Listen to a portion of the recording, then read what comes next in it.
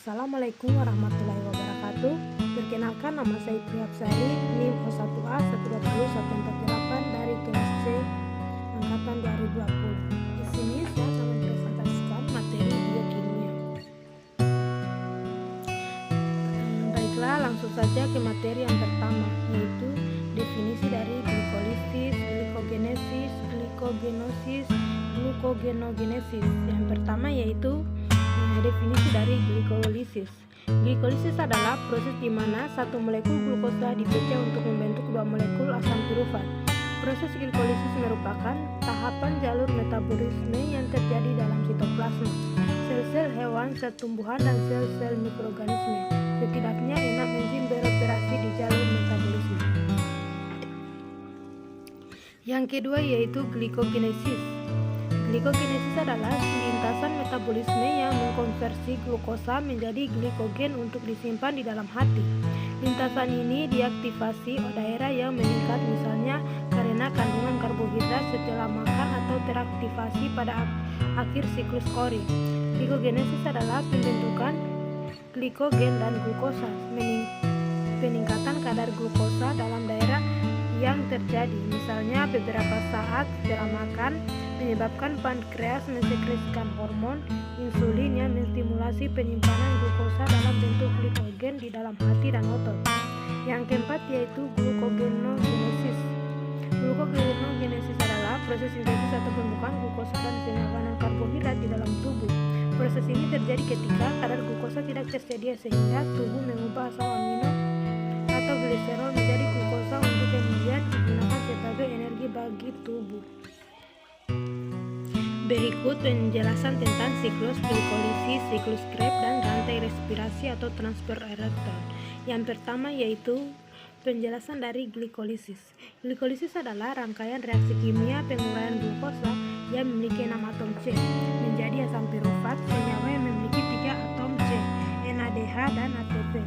NADH atau nikotinamida adenina adinokleotida dihidrogen adalah koenzim yang mengikat elektron H sehingga disebut sumber elektron berenergi tinggi atau ATP. Adenosin trifosfat merupakan senyawa berenergi tinggi. Setiap pelepasan gugus fosfat menghasilkan energi. Proses glikolisis, setiap satu molekul glukosa diubah menjadi 2 molekul asam pirufat, 2 NADH dan 2 ATP. Glikolisis memiliki sifat-sifat antara lain, yaitu glikolisis dapat berlangsung secara aerob maupun anaerob.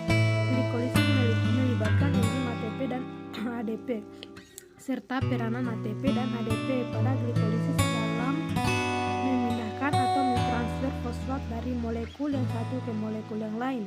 Pada sel eukariotik, glikolisis terjadi di sitoplasma atau sitosol.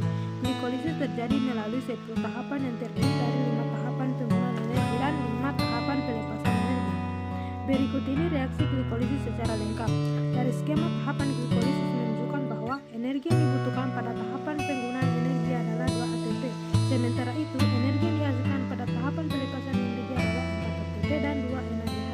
Dengan demikian, selisih energi atau hasil akhir glikolisis adalah 2 ATP tambah 2 NADH.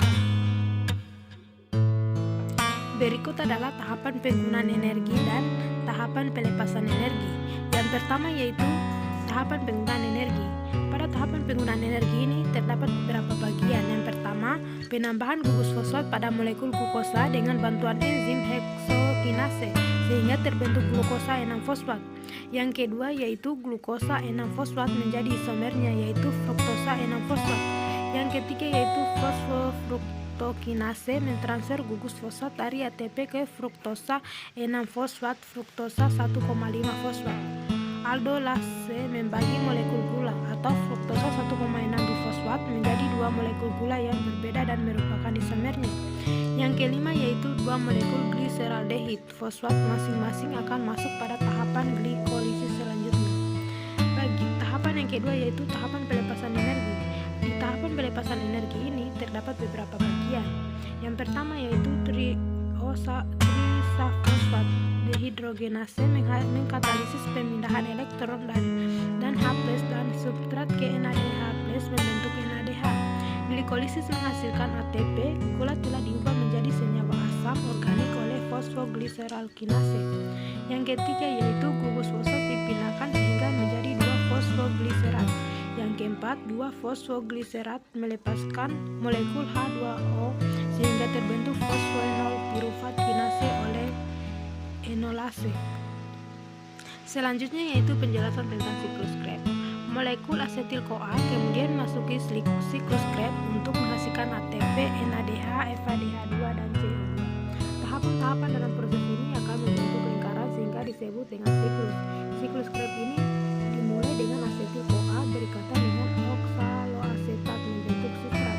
Kemudian sitrat akan diubah menjadi isositrat oleh enzim akonistase. Isositrat tersebut diproses menjadi alfa-ketoglutarat oleh enzim isositrat dehidrogenase. Reaksi ini melepaskan CO2 dan menghasilkan NADH. Selanjutnya, alfa-ketoglutarat atau ketoglutarat diubah menjadi suksinil CoA oleh enzim alga-ketoglutarat yaitu dehidrogenase. Reaksi ini juga melepaskan CO2 dan menghasilkan NADH. Suksinil CoA tersebut kemudian diproses menjadi suksinat oleh enzim suksinil CoA. Sintesis proses ini menghasilkan GTP yang kemudian dapat dibuat menjadi ATP. Setelah itu suksinat dan proses sebelumnya diubah menjadi fumarat. Malat kemudian diproses menjadi oksaloasetat oleh malat dehidrogenase. Proses ini menghasilkan NADH.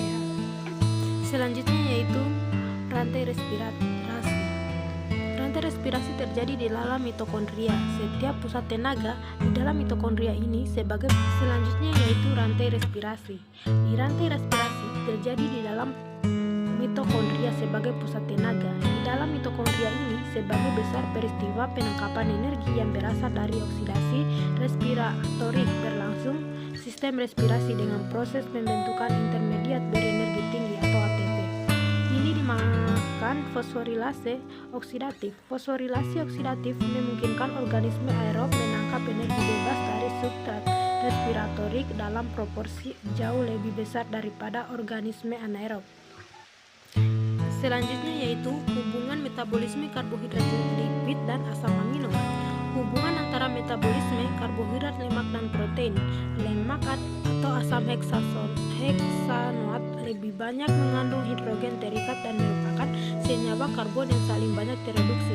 Sedangkan karbohidrat atau glukosa dan protein asam glutamat banyak mengandung oksigen dan lebih sedikit hidrogen terikat adalah senyawa yang lebih teroksidasi.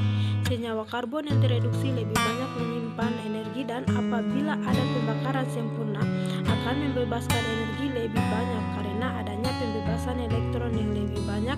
Jumlah elektron yang dibebaskan menunjukkan jumlah energi yang menghasilkan. Selanjutnya yaitu metabolisme di dalam tubuh. Yang pertama yaitu glikolisis aerob.